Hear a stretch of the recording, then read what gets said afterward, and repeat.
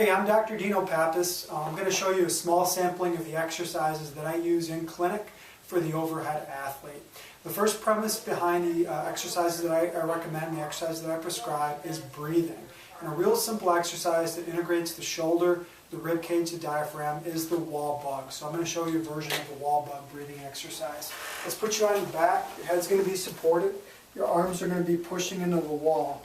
From this position here, we're going to pin the rib cage and the top of the pelvis together, and we're just going to hang out and breathe.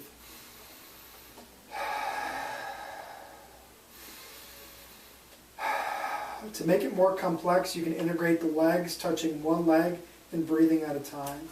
And that's a real simple shoulder stabilization and also abdominal breathing exercise. We're going to show you some exercises with the strap. This is a Mulligan belt or a seat belt. I use some variations of the McKenzie exercises to help me sift through the layers and also help restore some general mobility of the shoulders. Usually the first and most important position that they lack is internal rotation, so you can use that strap and just generate some simple internal rotation of the shoulder. Make sure you've screened the patient appropriately with the test, clinical audit process, test and retest, to make sure that this is for them. Variation off of this exercise is not only thumb up the back, but bringing the arm across the body into a little more adduction right through here. The next one that we utilize is a version of extension, where we have the arm in this position. The arm is going to be behind them, the palm is up, and we generate extension of the shoulder. If you're trained in the McKenzie method for shoulders, those are typically those variations: extension, internal rotation with adduction are typically the most common versions that patients are lacking. You can play around with it based off your findings, but that's what typically I see in the office. The next category of exercises are activation, stabilization, and endurance exercises. One of the exercises that I utilize is the prone extension, or I call it the prone diamond exercise. We have a patient on the table. The patient's laying in a prone position. Their hands are out in front of them.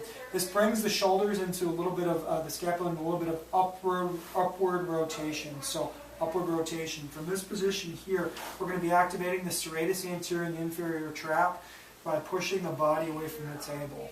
The motion should come from the shoulders and shoulder blade. The neck should not be leading the motion. Again, the neck leads the motion right through here. They are substituting and creating a compensatory pattern.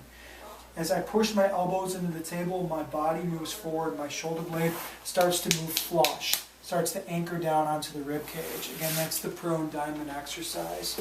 Some other exercises that I like to utilize for these conditions is something I call quadruped, 4-point external rotation. So let's wrap the band around our wrists right through here. We're going to put a patient on the ground in a 4-point position. The first thing that we're going to do is make sure that the rib cage is pinned to the pelvis. The next thing that we're going to do is put the patient on their hands and knees.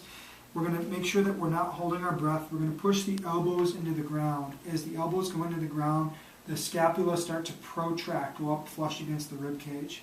From this here, we're going to give ourselves a double chin, retract our neck to neutral. We don't want to look up, we don't want to look down, we want to keep our neck neutral. We're going to externally rotate. As we externally rotate, we're going to drag tension into the external rotators. We've got the scapular muscles engaged, and we've got the deep neck flexors engaged in this position. I usually recommend about 6 to 8 sets of about 5 to 10 seconds to get that endurance and activation that we require. The next exercise that I'm going to teach is going to be up against the wall. It's called a wall slide exercise. Again, this is for the scapular muscles. We're going to push the elbows into the wall. As we do that, we're going to picture a string pulling our neck long with a little bit of chin retraction right through here. From this position here, we're going to slide both arms up the wall, keeping the elbows pushed into the wall, getting that scapular activation. As the arms go into flexion, we're going to get posterior tilt of the scapula and bring that back down nice and slow.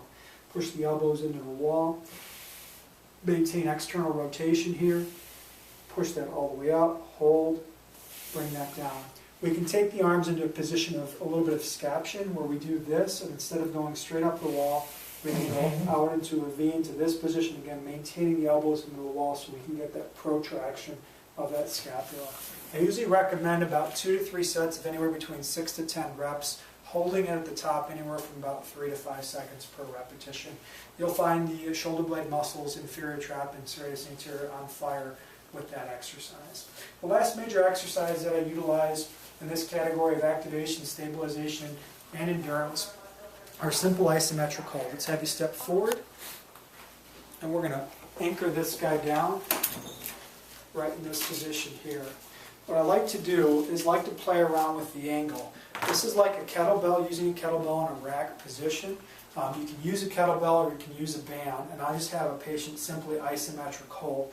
This is pulling me down into internal rotation. I'm working on the internal rotators here. I flip around in this position, I'm working on the external rotators. This is trying to pull me into the external rotation. I'm resisting with internal rotation.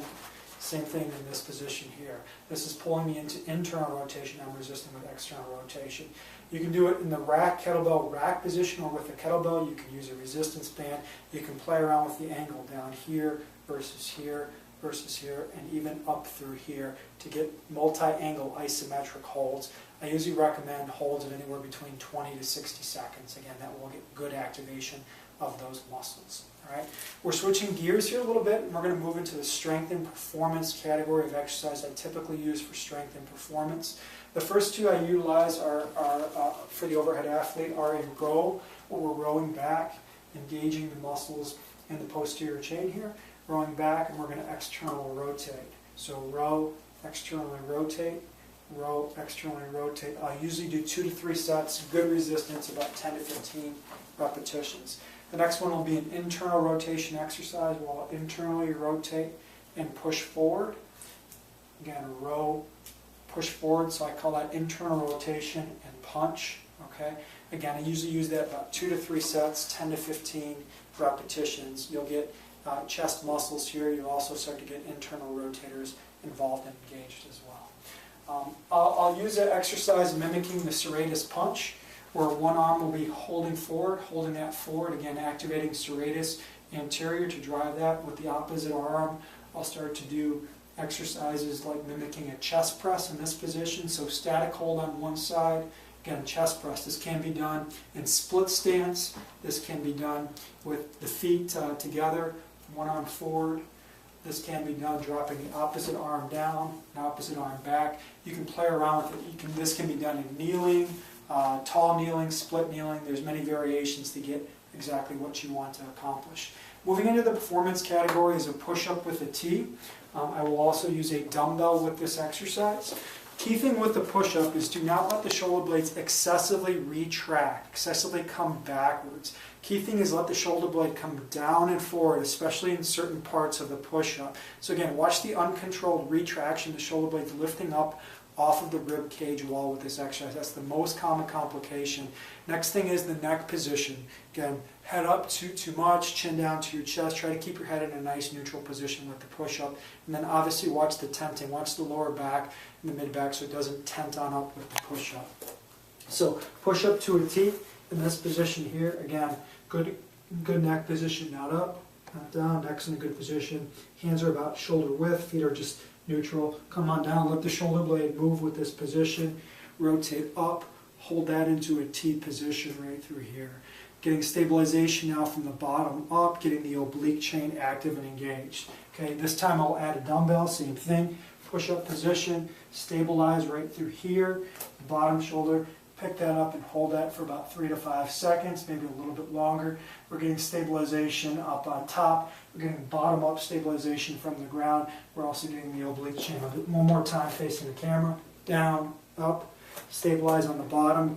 Pick this guy up and through. Now we're getting stabilization from the ground. We're also getting stabilization here up top and the oblique chain active and engaged. Last major exercise that I utilize for the shoulder are variations of the bear crawl and variations with an abdominal ball. So let's talk about those. The bear crawl position. As I go into this position, I'm going to push the ground away from me. As I do that, my shoulder blades go into a protracted position. Now from this position, I can crawl, reverse crawl, lateral crawl to get scapular activation, shoulder blade activation, or a static hold, take one arm away. This will also challenge the obliques a little bit more in the abdominal muscles as I do that. You can take one leg away and do the same thing. You're going to get a little more core activation, but don't lose the scapula. Don't lose that nice position of the scapula. You can even do opposite arm and opposite leg. Take that away. Again, you can vary that to engage the core a little more, a little less, but don't lose the shoulder blade. Those are key muscles for the upper extremity athlete. Some med ball progressions, or abdominal ball progressions. I like to use this abdominal ball for a couple different reasons. One of the exercises for the core is the stir the pot exercise, but what we often forget, the first thing is push your body away from the ball, which will activate the scapular protractors in this position. And now as we oscillate, we have good stability going on in the shoulder blade. We're also getting quite a bit of abdominal activation right here too. So you can use that core concept and integrate the shoulder quite a bit. All right. Last major thing that I'll utilize in the performance category for the shoulders is variation off of the chops and throws, where we have a medicine ball. We can integrate chops. We can integrate overhead throws. We can release the ball if we so choose, or keep the ball stationary depending on what your desired effective training is. My name is Dr. Dino Pappas. This is just a small sampling of the exercises we utilize for the upper extremity. Thanks.